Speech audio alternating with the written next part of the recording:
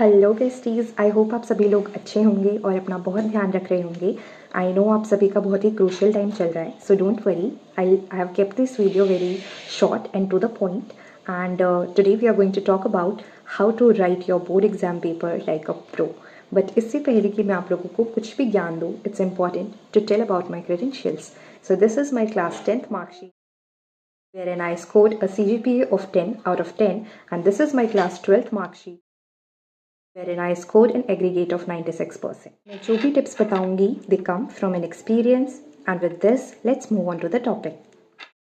Now I want you to understand this whole thing with the mindset of an examiner. क्योंकि एक board exam के examiner एक दिन में बहुत सारी कॉपीज चेक करते हैं, तो जो भी बच्चा उनके लिए अपनी कॉपी चेक करना एक आसान टास्क बनाएगा, they will definitely fetch more marks. और वो कैसे कर सकते हैं आप? By neat presentation, writing clear headings, underlining important keywords, and labeling your diagrams well. इसी तरह से सबसे पहला टिप जो मैं आप लोगों को देना चाहूँगी वो है try to attempt the question serial number wise. तो जो भी लोग ये वीडियो देख रहे हैं बच्चे, मैं चाहती हूँ कि आप लोग पूरी कोशिश करें कि आप लोग अपना paper serial number wise attempt करें। क्वेश्चन नंबर 1 पहले, फिर क्वेश्चन नंबर 2, फिर question number 3 and so on. Because इस तरह से एग्जामिनर को पेपर चेक करने में आसानी रहती है एंड आपका इंप्रेशन अच्छा बढ़ता है पहले ही कि बच्चे ने पेपर पूरा सीक्वेंस वाइज अटेम्प्ट किया है। इस प्रोसेस में अगर कोई क्वेश्चन आपको नहीं आ रहा है तो आप उसके लिए स्पेस छोड़ दीजिए एक अंदाजे से। फॉर एग्जांपल 10 मार्कर के लिए टू पेजेस मुझे छोड़ने, मैं जस्ट एग्जांपल दे रही हूँ। 15 मार्कर के लिए 3 पेजेस छोड़ने। इस तरह से अगर कोई क्वेश्चन आपको नहीं आ रहा है तो उसके लिए स्पेसिंग छोड़ दें एंड फिर आप जो है सीरियल नंबर वाइज अटेम्प्ट करते चलें। Now tip number 2 is proper spacing. Please कोशिश करिएगा कि आप अपने 2 आंसर्स के बीच में एटलीस्ट 2 लाइन्स का स्पेस देते हुए चल रहे हैं, बिकॉज उस तरह से बहुत ही नीटली प्रेजेंटेड लगते हैं आंसर्स एंड क्लियरली दिखता है कि आपने क्या लिखा है। तो ये ज़रूरी है कि आप प्रॉपर स्पेसिंग करें अपने आंसर्स में। Now the third tip is legible hand writing. मैं ये नहीं कह रही कि आप लोगों को बहुत सुंदर कर्सिव राइटिंग में कुछ लिख के आना है, उसका टाइम भी नहीं रहता वैसे, बट काफ़ी बच्चे मैंने देखा है जिनकी हैंड राइटिंग कोई बहुत अच्छी नहीं होती है। वो थोड़े कॉन्शियस रहते हैं कि मेरे हैंड राइटिंग के मार्क्स तो नहीं कटेंगे। जी नहीं, हैंड राइटिंग के मार्क्स आपके बिल्कुल नहीं कटेंगे। लेकिन क्यों बोला जाता है कि आप अच्छी राइटिंग में लिखें या लेजिबल राइटिंग में लिखें? क्योंकि अगेन आपको एग्जामिनर के माइंडसेट से सोचना है। उसके लिए अगर जितना आसान होगा आपकी राइटिंग पढ़ना, एंड ये चीज़ अगर जिनकी राइटिंग बहुत अच्छी नहीं है तो वो लोग इंश्योर कर सकते हैं प्रॉपर स्पेसिंग देके अपने आंसर्स के बीच कि उनकी राइटिंग पढ़ने लायक हो, कि ना पढ़ के समझ आ जाए कि हाँ बच्चा क्या कहना चाह रहा है। तो legible hand writing is also a very important thing जो आप लोगों को ध्यान रखना है। कई बार पेपर के एंड तक आते आते आप, क्योंकि टाइम मैनेजमेंट भी बहुत इंपॉर्टेंट है, कई बार क्या होता है हम शुरुआत तो इतनी सुंदर सुंदर राइटिंग में करते हैं, भाई बोर्ड एग्जाम का पेपर देने आए हैं, बट एंड तक आते आते टाइम की कमी की वजह से हमारी राइटिंग बहुत ख़राब हो जाती है। तो वो चीज़ नहीं करनी है। पूरे थ्रू आउट द पेपर आपको एक लेजिबल हैंड राइटिंग मेंटेन करनी है एंड वो टाइम मैनेजमेंट से और प्रॉपर स्पेसिंग से आप कर सकते हैं। अब जो मैं आपको टिप देने वाली हूँ ये बहुत ही इंपॉर्टेंट है एंड मुझे ऐसा लगता है पर्सनली कि मेरे जो 10th में 10 आउट ऑफ 10 CGPA और 12th में 96% आए थे, ये एक ऐसी चीज़ थी जो मुझे मेरे एक सीनियर ने सिखाई थी और वो मेरे लिए बहुत ही हेल्पफुल रही। वो ये था कि मैं ना क्या करती थी आंसर्स में, स्पेशली इंग्लिश के आंसर्स में थोड़ा ना मैं ऐसे माहौल बांधती थी, कंटेक्स्ट देती थी पहले आंसर लिखते से पहले स्टोरी का, एंड फिर जो है क्वेश्चन में क्या पूछा होता था उसको एड्रेस करती थी।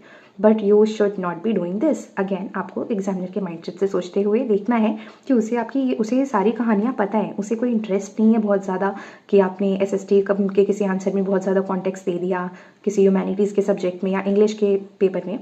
वो आपकी स्टोरीज जानने में इंटरेस्टेड नहीं है। उसे देखना है कि आपने demand of the question address किया है या नहीं। तो इम्पॉर्टेंट टिप ये है कि आपको अपने क्वेश्चन आंसर में सबसे पहले ही जो पूछा गया है ना क्वेश्चन में, उसे सबसे पहले ही एक की लाइंस में या पहले ही पैराग्राफ में एड्रेस कर देना है एंड उसके बाद भले आप जो मार्किंग स्कीम है उसे फुलफिल करने के लिए थोड़ा और अपना आंसर्स बढ़ा चढ़ा के कॉन्टेक्स्ट वगैरह लिख दीजिए पूरा क्वेश्चन का। बट आपको सबसे पहले इंश्योर करना है कि आप पहली ही कुछ लाइनों में या पहले ही पैराग्राफ में क्वेश्चन की एग्जैक्ट जो डिमांड है उसे एड्रेस कर दे रहे हैं, पहले अपना आंसर सीधा सीधा बता दे रहे हैं। This is very important, be mindful about this. Now this tip is also somewhat related to time management only. तो टाइम का बहुत ध्यान रखना है एंड कोशिश करनी है कि पेपर के, हर पेपर के लास्ट में, स्पेशली जो भी आपके ह्यूमैनिटीज़ के सब्जेक्ट्स वगैरह हैं या मैथ्स के पेपर में भी इवन, आपको इंश्योर करना है ये लास्ट में कुछ एटलीस्ट 10 से 15 मिनट आपके पास बचे एंड आप एक बार अपने पूरे पेपर पे, अपनी आंसर शीट पे देख सकें कि कोई क्वेश्चन आपने मिस तो नहीं कर दिया, कोई क्वेश्चन के लिए स्पेस छोड़ा था वो रह गया हो, या कोई आपने क्वेश्चन ही मिस कर दिया हो अपने क्वेश्चन पेपर में। तो अपने क्वेश्चन पेपर और अपनी आंसर शीट दोनों से आप एक बार गो थ्रू कर सके क्विकली, उसके लिए 10 से 15 मिनट एक बार ज़रूर इंश्योर करनी है कि हर पेपर में आपके बचे रहें। Now moving on to the last tip, जो जनरली बच्चे शायद इतना सीरियस नहीं लेते हैं बट इट्स वेरी इंपॉर्टेंट। अपनी जो नॉट टाई करनी होती है पेपर्स में, आंसर शीट में, tie it very in a tidy manner, ठीक है। तो वो जो नॉट टाई करनी होती है उसे बहुत ही अच्छे से बांधिएगा। ऐसे ये नहीं कि जो है पेंसिल उसमें पेपर में चुभा के परेशान हो रहे हैं and all. You can either carry a compass, but यहाँ पेंसिल से भी हो जाता है, या किसी शार्प पॉइंटेड पेन से भी आप कर सकते हैं।